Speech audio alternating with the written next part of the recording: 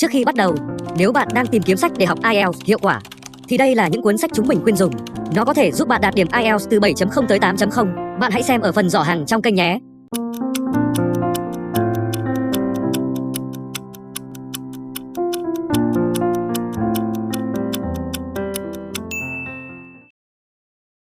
Part 1. You will hear a conversation between a man and a woman about job vacancies. City Auto Care, bookings team, how can I help? Hello. I noticed you are recruiting, and I would like to check what the jobs involve. Of course. Are you interested in office work or a role in the workshop? Office work. I have done reception duties and answered calls all day. That fits. This team manages customer bookings, sends reminders, and answers straightforward queries. Mornings are hectic, so we need someone who can stay calm and keep things organized. That sounds fine. Let me explain what new staff receive. On day 1, you are given a starter pack with login details and a short guide to the main tasks. Right. You also get access to our online portal for rotas and messages, so you can check shifts and request changes there. Great. And if you work evening shifts, there's overtime pay. It's not paid for every hour, only the late part of the shift, but it makes a difference over the month. Good to know. As for what we need, accuracy is crucial. If the details go in wrong, the workshop timetable falls apart and customers complain. Yes, I understand. You should also be comfortable using booking systems. We train you on our software, but you'll be on a screen most of the day. That is fine. Which branch is hiring? The first vacancy is at Branwell Avenue. Sorry, could you spell that? Yes. Branwell. It's our busiest site. And what is the position there? Bookings assistant. You confirm appointment slots, send reminders, and rearrange times if something changes. What is the hourly pay? The starting rate is £11.20 per hour. The early shift begins at 6:45 in the morning because calls start as soon as we open. Early, but I can do it. There's also a workshop junior post at Quay Street. What would I do in that role? Mostly labeling parts and preparing inventory sheets so the mechanics can find items quickly. Are the hours different? Similar overall, but you do get one Saturday weekend off each month. Could I apply for both roles? Yes, if you give me your email address, I will send the forms.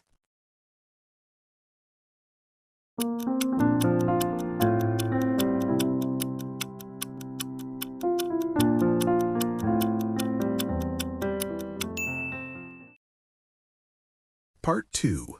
You will hear a talk about a new service in a park and where facilities will be placed. Good evening, everyone, and thanks for coming. I'm going to explain the plan for the Cooling Point Center at Ashwick Park during heat waves. The aim is simple. We want a safe place where people can cool down, refill water, and get basic support during the hottest parts of the day. We chose Ashwick Park for 2 main reasons. First, several bus routes stop nearby, so people can get here without driving. Second, many older residents live within walking distance, and the route is straightforward without difficult crossings. We did consider other places, including a sports hall, but for a short-term heat wave response, this location will work best. We have received a lot of feedback from residents. 2 parts of the plan were mentioned repeatedly in a positive way. People liked the shaded seating areas because it means visitors can rest without standing in direct sun. They also supported longer opening hours into the evening because the heat often stays high after work time and not everyone can come in the middle of the day. Now, please look at the map. The park has two entrances. The north gate is at the top, and the south gate is at the bottom. The lake is in the northern part of the park. On the left, outside the park, you can see the old library, and on the right, there's a path leading out to the bus stop. The main path runs up from the south gate to the center, where it meets the path that crosses towards the bus stop. There is also a curved path beside the lake on the west side. I will describe where each service point will be located so it is easy to find. First, the quiet room will be placed just inside the north gate on the right-hand side of the main path. We want this close to the entrance, but away from the busier paths around the lake. Next, the information counter will be at the main junction in the center of the park, where the paths meet. This is the best place for directions and updates because everyone passes through that area at some point. The first aid desk will be below the lake, but not right beside the water.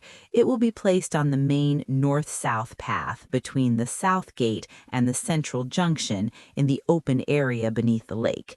The water refill station will be on the east side, close to the exit that leads to the bus stop. That way, people arriving by bus can fill bottles immediately, and people leaving can do the same.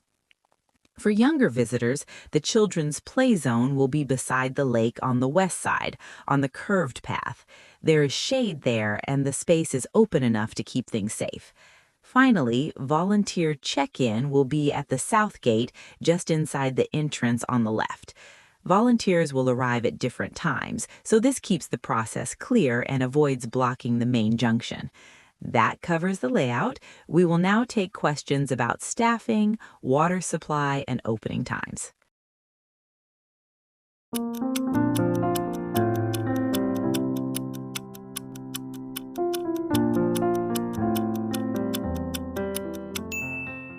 Bạn đang nghe podcast miễn phí tại IELTS.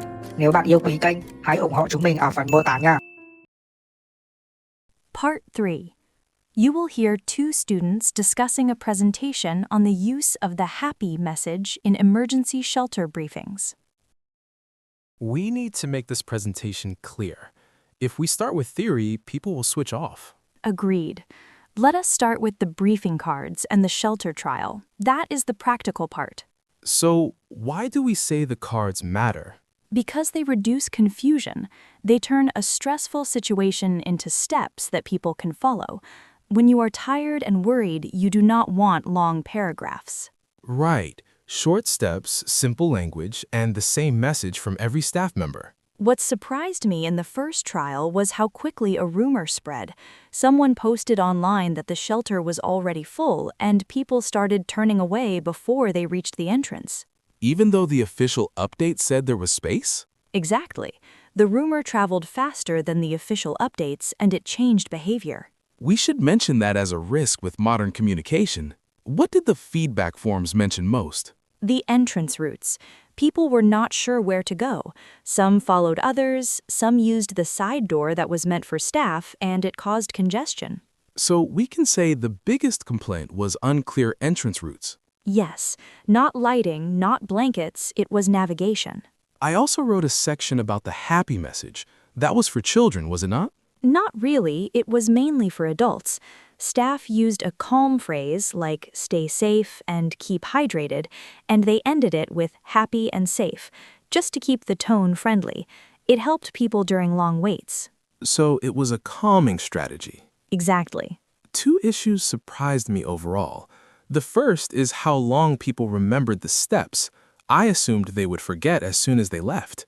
Same here, but the follow-up survey showed people could still repeat the key points days later, especially the parts about water, medication, and keeping families together. And the second surprise? Volunteers changed the wording more often than we expected. They meant well, but if one person says, do this now, and another says, do it later, people hesitate. That is good. We can describe it as drift from the script. We also have to include the different groups. The trial data separates visitors into categories. Older residents, tourists, parents with small children, and local teenagers. For older residents, the staff recorded more requests for medical help. Some asked for help with inhalers, some needed a quiet place, and some were dehydrated. So they requested medical help most often. Yes, Tourists were interesting. They relied heavily on picture signs. that makes sense. Even if their English was good, they were tired and unfamiliar with the building. The signs helped them find water and toilets quickly. So they depended most on picture signs. Absolutely. Parents with small children were the least willing to wait. They were not rude, but they needed space. They needed quick information, and children get restless. So that group had the shortest tolerance for queues. Exactly. And the teenagers? Surprisingly helpful. Some guided people to the seating area, some translated for visitors, and some carried boxes. They were the group that helped others the most. That is a nice point to end on because it's not what people expect. So our structure is problem, solution, and what we learned. Great. I'll write the slide for rumors and entrances. You do the one about the happy message and script drift. Done.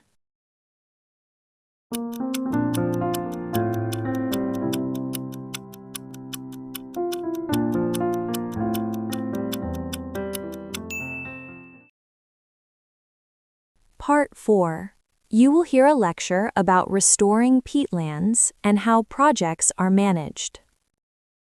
Good morning, everyone.